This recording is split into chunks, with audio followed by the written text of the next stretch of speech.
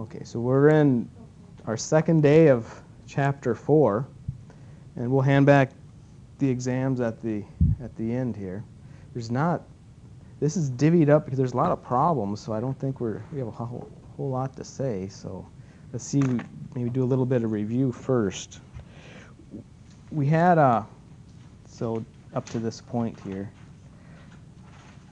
up to this point, we said that if it's reversible, in the homework that's coming up, what variables can you say are 0? Delta S and Q. Remember, delta S has several subscripts, though, if it's reversible. Delta S total, all right? That's 0. So another thing to remember is, delta S total is 0, or you could say delta S surroundings equals minus delta S system, right? So those are two things to remember. If it's reversible, don't forget you can always use this Q rev over what's just T, right? So that works. You may not be, if they give you the heat, you may not need to use one of those expressions that we derived. You're saying that's for reversible? Yeah, it has to be reversible though. So Q 0? Q is only 0 for adiabatic, right? Okay.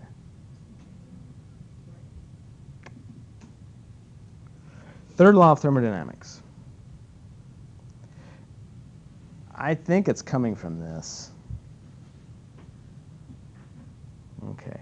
And you can calculate, little r probably stands for what, Gloriana? That little r. I read it, but I forgot it. Probably stands for reaction. I think reaction, right? And we've done this before, especially for delta H, right? You have all these tables, and you add up the enthalpy of formation for all the products minus enthalpy of formation for all the reactants. And they're just saying, hey, you can do the same thing for delta S for a reaction. So these little things right here, stoichiometric coefficients, stoichiometric numbers, yep. Okay. So if you have a table of all these, it works pretty good. But the point is how do you get numbers for entropy? You need a baseline somewhere to make all these measurements from, all these theoretical calculations from. So they're just trying to say, here's your baseline, that you have 0 entropy for something. Now, when we did this calculation for enthalpies, we had a baseline too. We said that all these enthalpy of formation of these things in their most stable natural state, they're all 0, right? Like hydrogen gas, right? That sort of thing. So we had a baseline so that we could, because we're just looking for changes. So we don't really, one minus the other. It doesn't matter if you bump things up a little bit, bump the baseline up, or bring the baseline down. You have the same change. So that's how this thing works. You need a baseline for entropy to make these tables. And they're saying, okay, fine. The baseline, it's a theoretical idea anyway, the baseline is 0 entropy for like gases or for perfect crystalline solids. Perfect crystalline solids, right? And I don't know. If you want a perfect crystalline solid, you pretty much need to be at what temperature? 0 degrees Celsius. Not Celsius, though. 0 Kelvin. Okay. Yeah. Right? Okay. Hey, Dr. Sid, I have a question. What did you say was for crystal and solid? They're saying that it's a theoretical idea that go down to 0 Kelvin. Not only do you have to be at 0 Kelvin, but you can't have any imperfections. I wish I was better at art, but that's an imperfect crystal. Right. Some of the crystals that wouldn't work. Yeah, there you go. So a perfect crystal. Now it can't have any impurities, and you're at 0 Kelvin. Then you have 0 entropy. Because if you're at 0 Kelvin, everything's going to be a solid, so crystal. It's like impossible to get to 0 Kelvin, right? Now, yeah, good question. Okay. Oh, yeah. So watch your email, because if I have an article in mind, and I'll see if I can send it to you, and it'll be part of the homework. I think it's called Bose-Einstein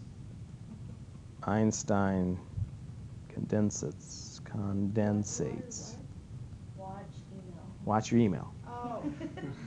Okay, so what you can do is, if you can, you're getting really cold, okay, and you can get the temperature even lower by creating more order.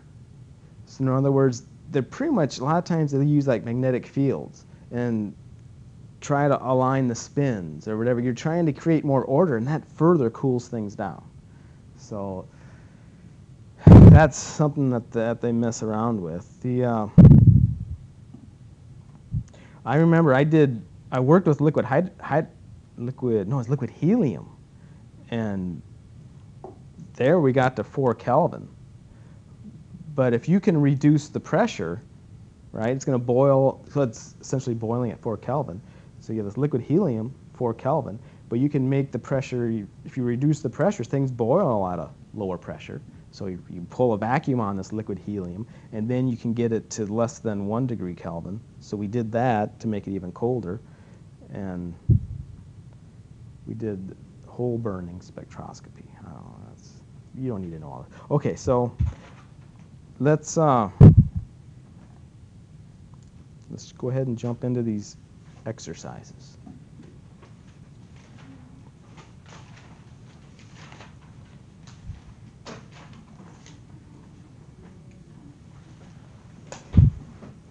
So we are number 11. 11's the first one.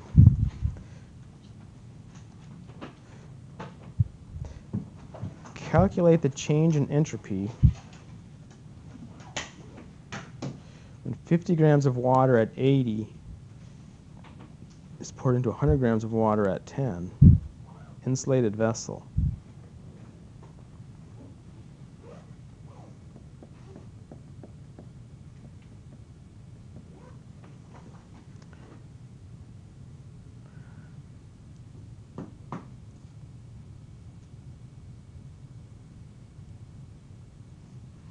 So let me give you an idea how I did this here. Even though you're combining these two, there is a delta S total, right? And it's kind of like the idea of heat, right? Where one guy is going to be getting, like the 50 grams is going to be getting, yeah, colder or hotter. The 50 grams that solution is going to be getting colder. The 100 grams is going to be getting hotter. But now when you say that, right, you're mixing these two.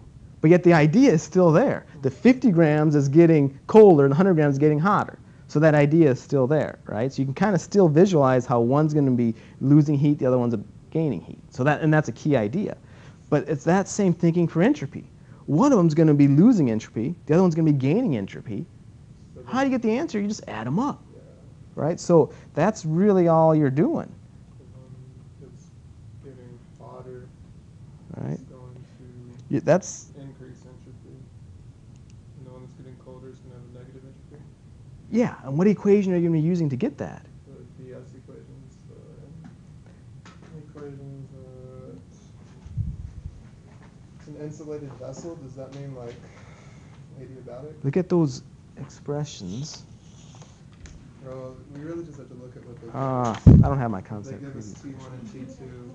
It's either going to be constant pressure or constant volume. There you go. It's going to be one of these expressions that we derived. Yeah. You think it's constant pressure? I think so.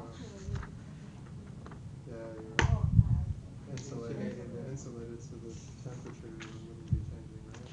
Whoa, whoa. You're mixing something that's 80 with something that's 10. The temperature's not going to change? No, I mean... Temperature's definitely going to change. Yeah. Pressure won't change. So if the pressure won't change in our concept preview, which one does this match?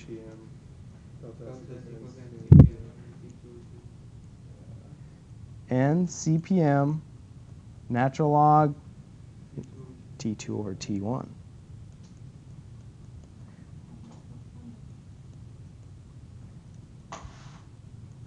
Now we should probably identify which one is which here, right? Like that, I guess you can call it delta S. 1 and 2 sounds like steps. Like delta S50, delta Yeah, there you go. 100. Delta S50, yeah, that's a good idea. Delta S50 grams and delta S 100 grams. What would the difference in T's be? Because The T's are going to be the same for both of them. okay, because the 10. Now, okay, the T's is a good question. Oh, you mean the T2 to T1 is going to flip? Yeah, right. Now, Well, but the 100 for the grams 50 is grams, it's gonna. for the 50, let's just knock them off one at a time here. Go from left to right. For the 50 grams, do you know what N is? Yes. 50 You just have to convert it into moles. Just convert it into moles. Okay. Do you know what CPM is? Mm-hmm. Yep. Okay. Do you know what the initial temperature is of the 50? 80. Right? And it probably needs to be in what units? Kelvins. Okay, no big deal. Do you know what the final temperature is? No. Okay. Well, let's.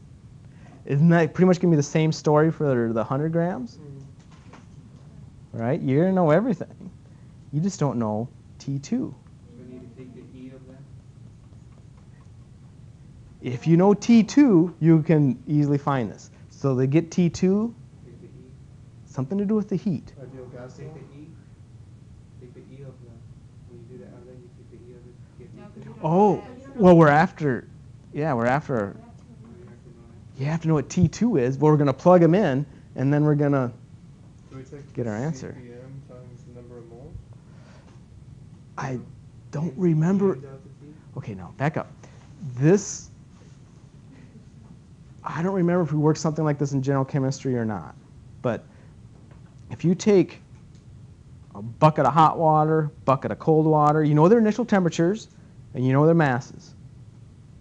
You mix them together, and you can calculate what the final temperature is going to be. It's just like It's like the average of the VI TI equals TF. Mm. Yeah, VI over TI equals TF over. I don't know. I don't. I just All I'm. bouncing I. tables together. This is where I start.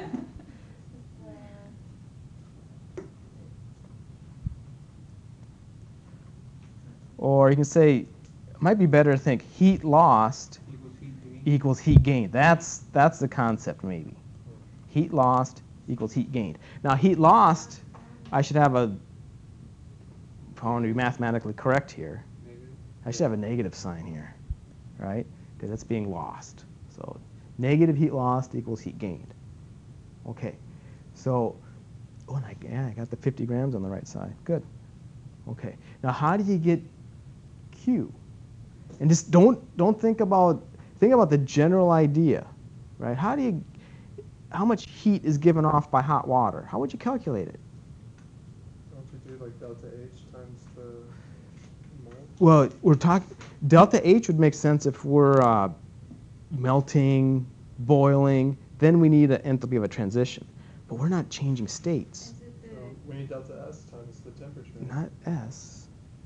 what about the heat capacity? Heat capacity, because that's what heat capacities are all about, right? If you take the heat capacity, and it's always joules per mole or something, per degree Celsius, and you multiply it by the mass in the right units and the right temperature change, you can get the amount of heat that it took to raise it that temperature, or the amount of heat that was given off if it dropped that temperature. So that's, what equation do you write to get that? Q equals C delta T. Okay, it could be C delta T, but you're probably missing a little Then you would A have little- to be- M or a little N or whatever. It depends on what units the C is in, right? If it's in moles, it would be an N. If it's in per gram, it would be a little M, if you want to be technically correct, right? But our CPM is in moles, so we should have, technically we should have an N there. So negative on that side. Yeah, and a positive N on this side. Now, can I cancel anything in this?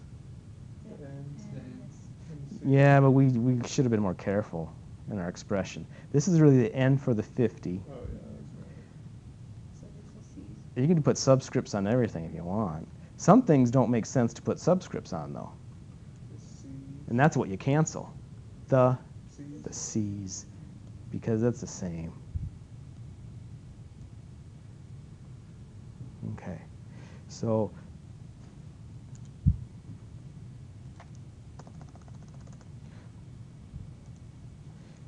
we have the minus N for the 50. Okay, so water, molar mass of water is 18. So I've got 50 over 18.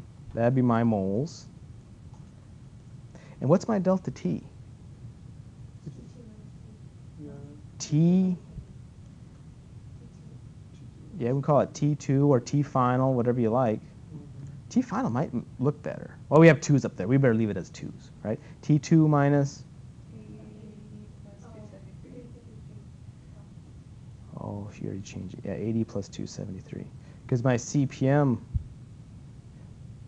was in Kelvin. Yeah, I wonder if it matters. Probably should, right? The units are going to cancel out. The units are going to cancel out, but we just put it in Kelvin because we have to solve it for in Kelvin anyway. That should be negative. And then we have 100 over 18. My moles. T2 minus 283. Yeah, 10 plus 273. Okay, solve for your T2 and then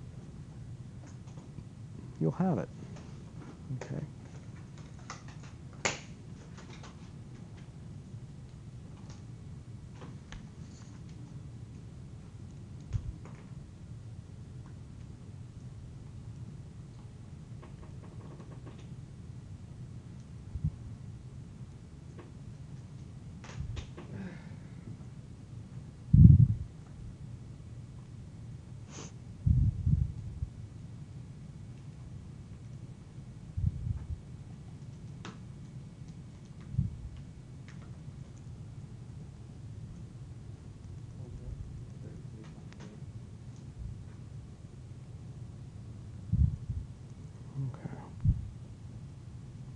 Some of you guys want to finish it. So what'd you get for your T2? I got 33.3. 33.3. See if anybody else gets 33.3.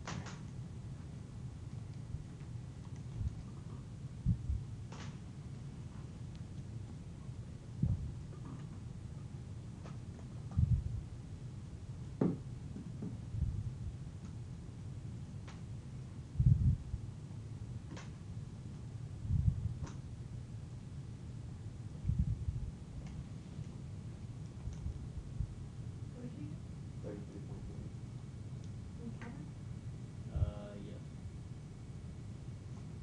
Or no, sorry. That was Celsius.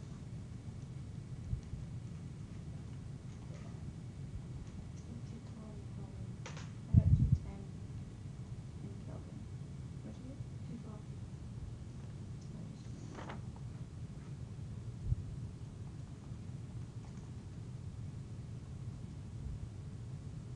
I got 306.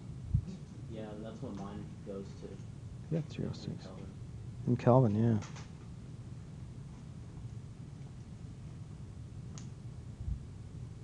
Probably something with distributing the moles too.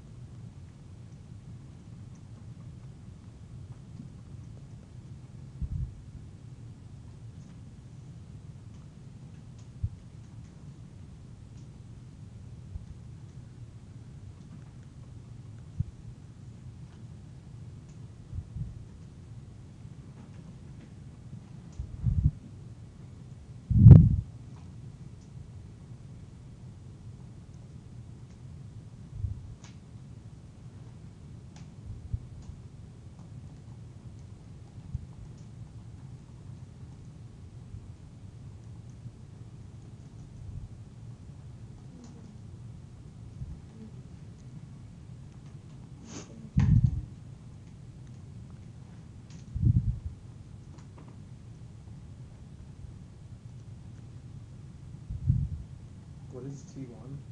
I got 306. Yeah, I got 306 too. So did Jeff.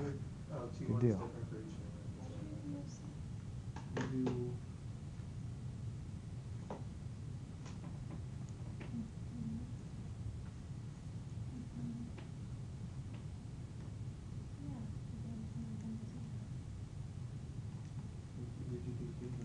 I added, I combined these two, so they're like 10. And we divided by 8, so it'd be 255, 255, 51 divided by 10, and divided by 8.23. Yeah, I added this one.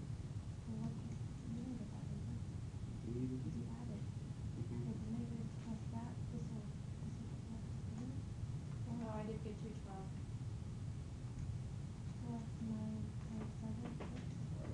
Mm-hmm. Did we do it right?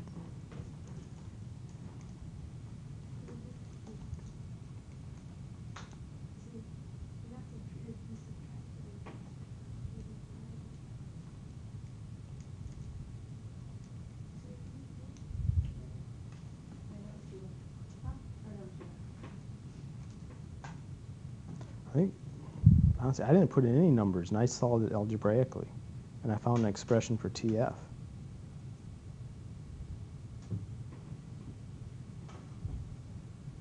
So I'm pretty sure 306 is right.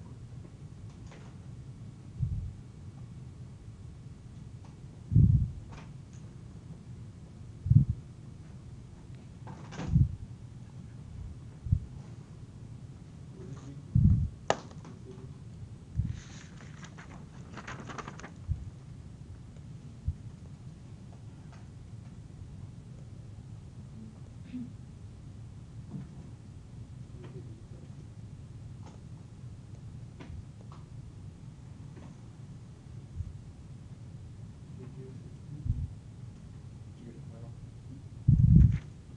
For the entropy. Entropy. Yeah, I got 2.8 joules. Okay. It's joule per Kelvin, right? Yeah.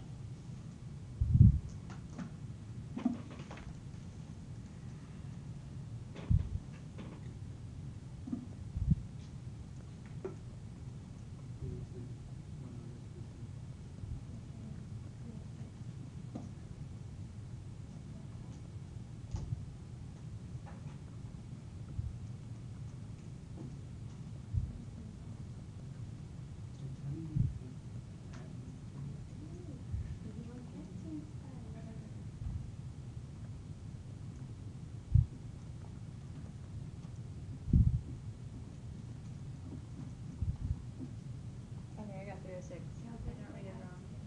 What were you doing?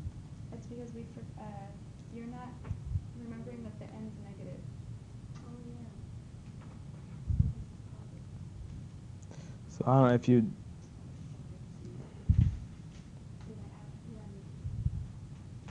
Probably what I did. Yeah, so I don't know, maybe if you don't put in numbers and solve it algebraically, it's easier to keep track of negative signs and stuff.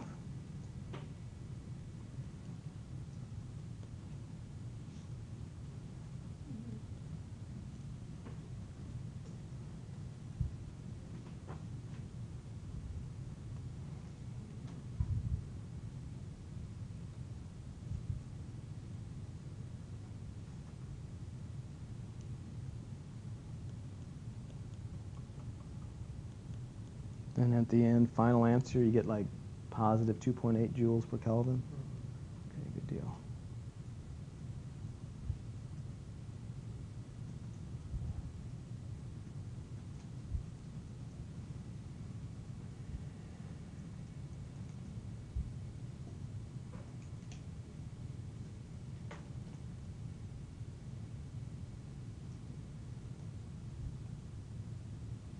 Okay, that makes sense.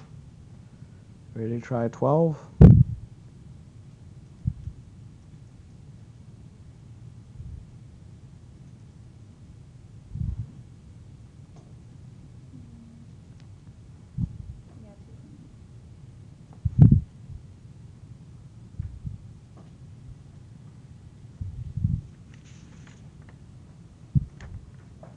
So in 12, you've got a couple copper blocks.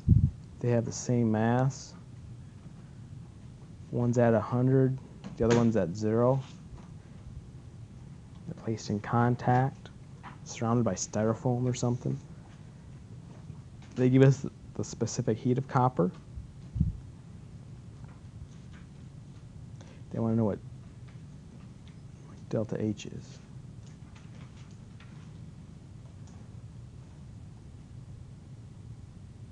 Doing the same kind of thing, right? Pretty good.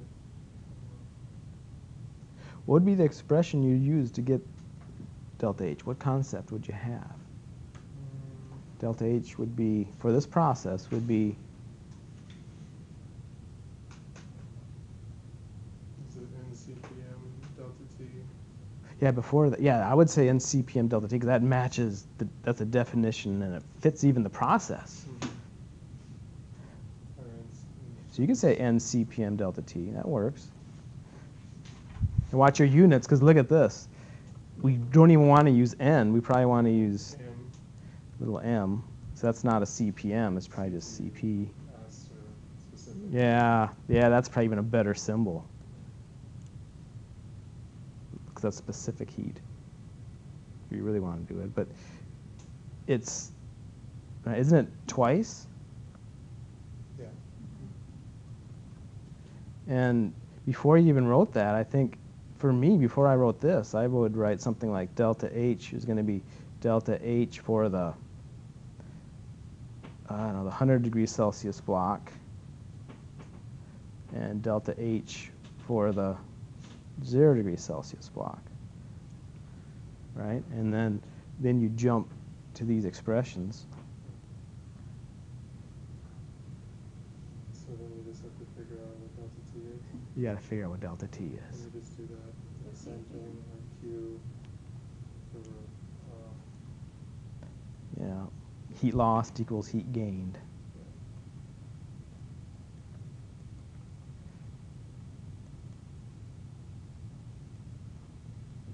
Now, if you take a look at the question, more than likely, can you guess what, without doing the work, can you guess what the final temperature is going to be? 50. 50. Because what? They're the same mass. They have the same mass. Just gonna correlate with Yeah. the middle, You better end up with 50. Okay.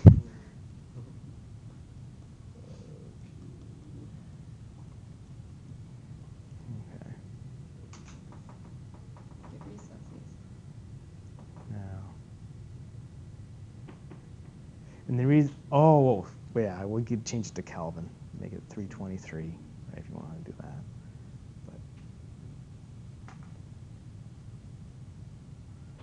So that's, and you probably would, can you guess what the answer is for your total delta H? Without doing the math. It's going to be 0. Right? Because one's going to be exactly negative of the other one. So you better come up with 0 for that. I hope, right? And I hope.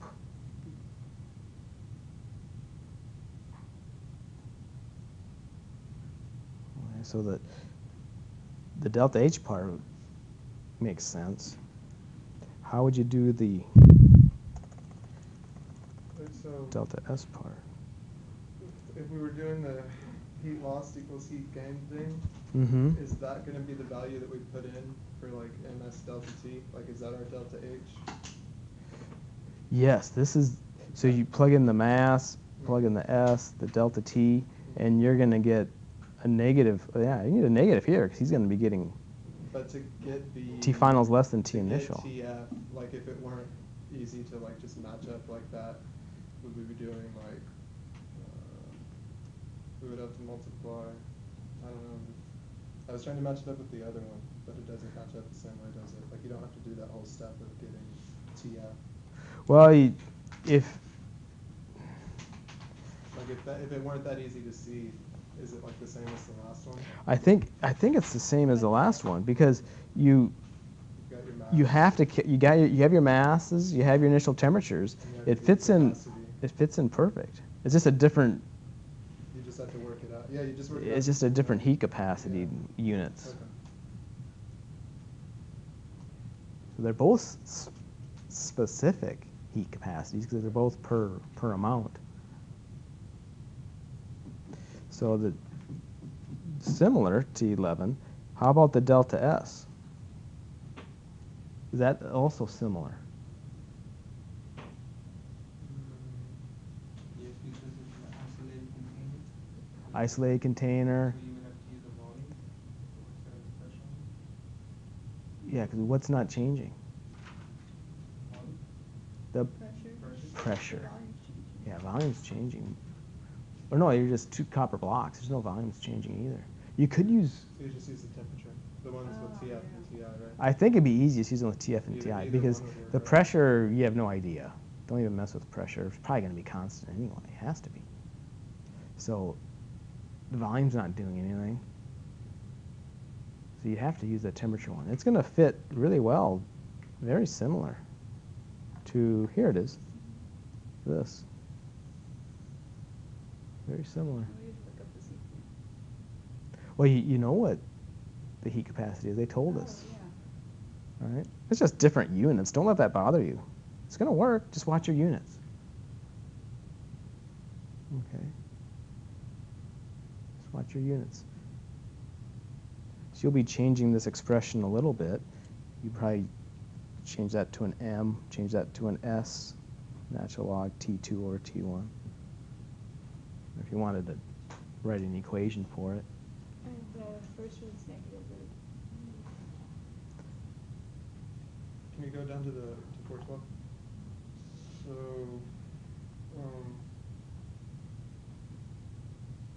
how does that one? How does they end up canceling each other out? For Because one's negative 50. yeah, for delta one's H, negative 50. for delta H, yeah, you're gonna have they're gonna be exactly opposite of And the then other. 323. Yeah. Okay. Exact opposites, Yeah. negative and positive numbers. So that should work out for you. So then delta S, we just use the CPM if we want. Yeah. We've already got TF, so we can just Yeah. put it right in. And I know N CPM doesn't look right, and it's really not fitting the. But that's okay. You can just change it to little m, c, or sorry, that's s, right? Same idea. Okay.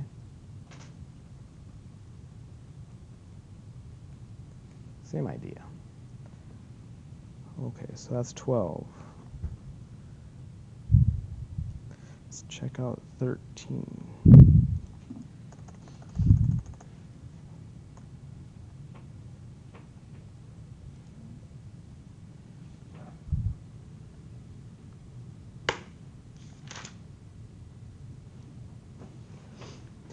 System, 2 moles of CO2, initially at 25 and 10, confined to a cylinder of cross-section 10 square centimeters.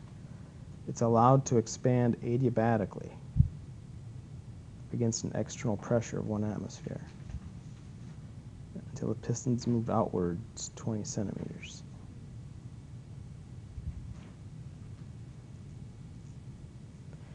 Carbon dioxide may be considered a perfect gas, and they give us heat capacity at constant volume. Q, W, delta U, delta T, and delta S. Okay. Well, I'm going to just go in that order. What will Q be? 0. Yeah. Why? Adiabatic. Adiabatic. Done. So Okay. this is 0.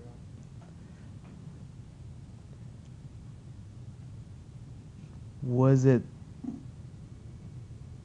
this is 13, was it reversible though? No.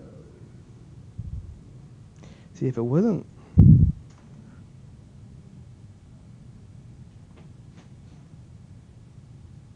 it wasn't done reversibly.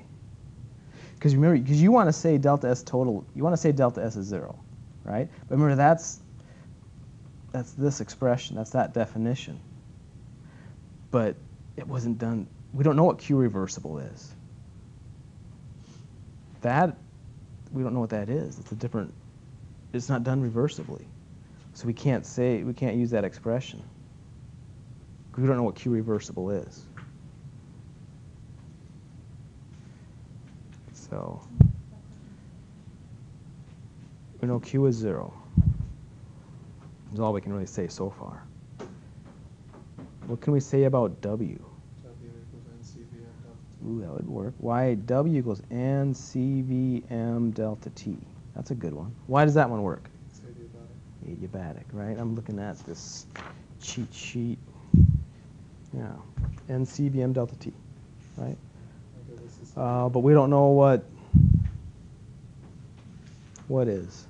delta T. We don't know what delta T is. Is there another expression we can use for W? Yeah. The reason why I say that is whenever I see this, I guess after doing a lot of these problems, you start reading them and you know what's coming. Like here it said expand. Yeah, I know it's more complicated than this, but when they say against an external pressure, so that pressure's, it's being not changing. That fits so well for this. And then another one that's hinting that you have a really nice straightforward change in volume is that darn piston idea, right? Because the cylinder change volume from one, right? Because you remember, how do you get you have a cylinder. How do you get the volume of a cylinder? Pi r squared h, right? Exactly. So those two hints were telling me that, oh, you got W. Okay, so I would use this one. Okay. Why don't we use W as minus nRT natural log of B final over V initial? It's not reversible. Yeah, it's not reversible. Okay. So we can get W. We got W. So we got to get delta T anyway, so we could use NCVM delta T. There you go. That's how we get it, yeah. Right now, so I guess you could number these 1, 2, right? And then you do this one for 3 to get delta T. Okay, so we've got Q, we've got W, we've got delta T. We skipped delta U. Delta U equals W. Well, technically it equals W plus Q, but okay, that's not but Q 0. But there's 4. Okay, so we are so close. So we get delta S. Just need delta S.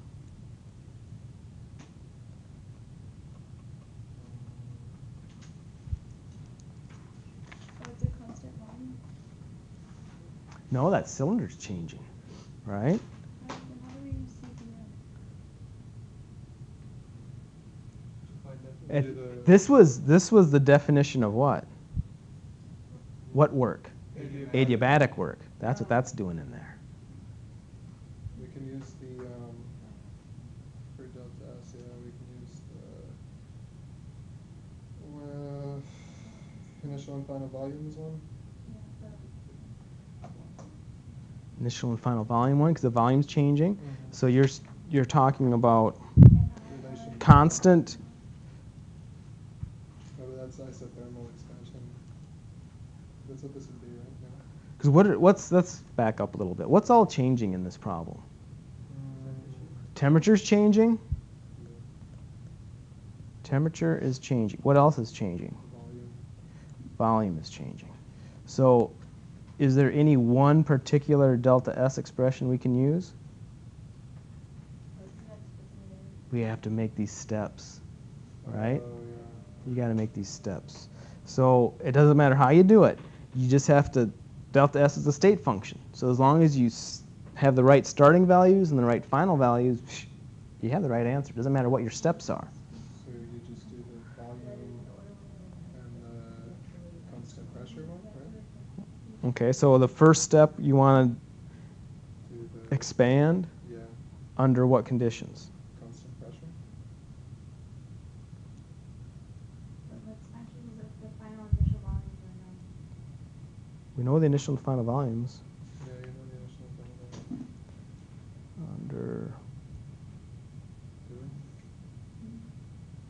Can do. Yeah, you just Oh yeah. How do we get the initial and final volumes here? multiply the 10 by the 20 because they give you like the cross-sectional area, and so you just multiply by the height. Centimeters cubed. Yeah. And equal like that. Oh, this should be that's right. Cross section of 10 square centimeters. It's times 20, right? Because it moves outwards 20 centimeters. Moves outwards through 20 centimeters. So that's the height. Yeah. So that would be, 200. but that's delta V, right? Right. If you want to use our expression, Couldn't you just do like 1 and then 1 plus that?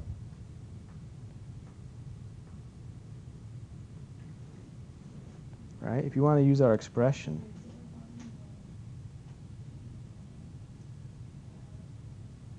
We could determine delta V. Like if we got delta V and then we know final volume, we can just subtract it. Or does that not work? yeah. So delta V we know, right? Everyone agrees that we know delta V. It's 200 centimeters cubed. Okay. So yeah, just pi r squared h. That's our delta V. But you need an initial. Right. And then you can either add or subtract your delta V depending on whether it's going this way or that way, right? You know what the change is. What's the initial? You do PV equals nRT. There it is. Use PV equals nRT. Because they told you, right?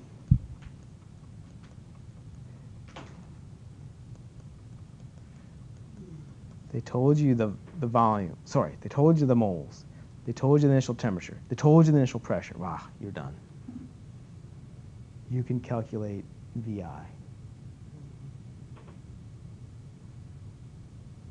Right? Then it expands. You have to add delta V to it. Watch your units. Add delta V to it. You know VF.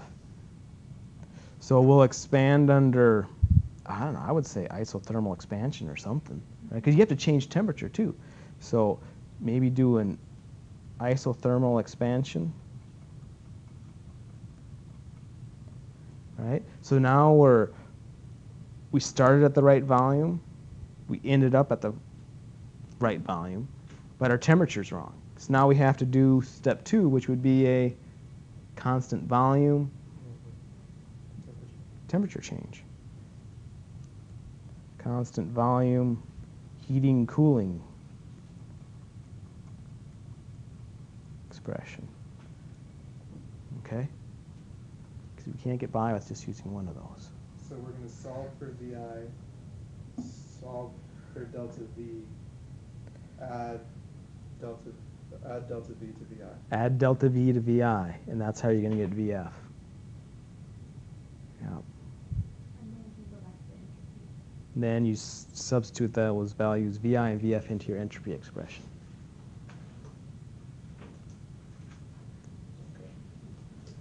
Okay.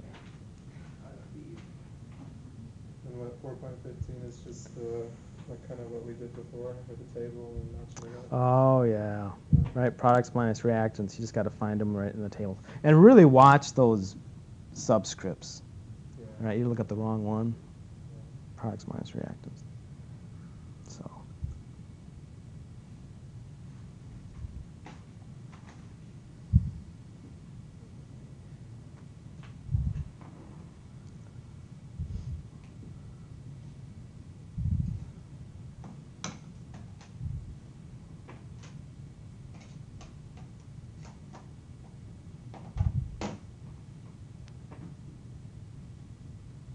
On 423, when it says discharges, is that like the cold sink part of that equation, that Carnot equation? Yeah. So there's your cold sink. Cold sink. is Cold the sink and your hot sink. Discharging. Yeah, that makes sense. Just do hot, cold, and then what's QH going to be?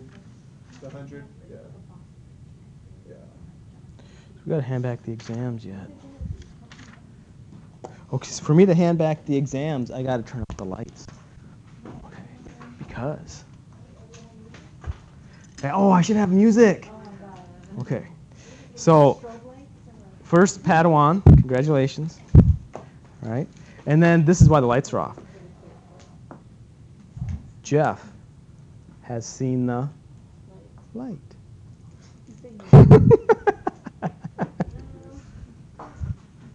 Congratulations. Thank you.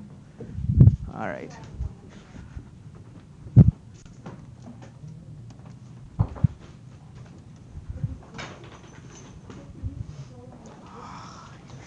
Yeah,